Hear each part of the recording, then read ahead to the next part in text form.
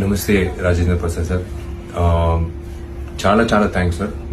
ఒక ముఖ్యమైన విషయం ఇది ఏమంటే మీ వీడియో వచ్చిన తర్వాత ఎంజిఆర్ గారికి మీకే తెలుసు, చాలా మంది మాలాంటి జనరేషన్ కాకుండా చాలా మంది ఆయనతో ప్రయాణం చేసిన చాలా మంది వచ్చి కొంచెం బాధపడారు. ఆ తర్వాత మేము సౌత్ ఇండియన్ ఆర్టిస్ట్ అసోసియేషన్ తరఫు నుంచి మీకు ఒక రిక్వెస్ట్ పెట్టాము, because it hurt a lot of people's sentiments throughout, not only Tamil Nadu, throughout the world.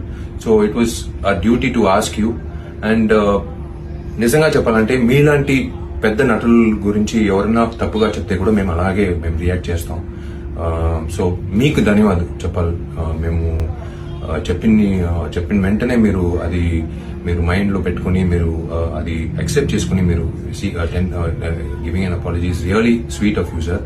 చాలా చాలా thanks sir on behalf of all the admirers and fans and well wishers. It's నిజంగా మీరు గొప్ప మనిషి sir. అది చాలా మందికి అది ఆలోచన రాదు. మీరు మీరు మనసారా అది ఆలోచించి మీరు చెప్పినది నిజంగా మీకు ఐ రియలీ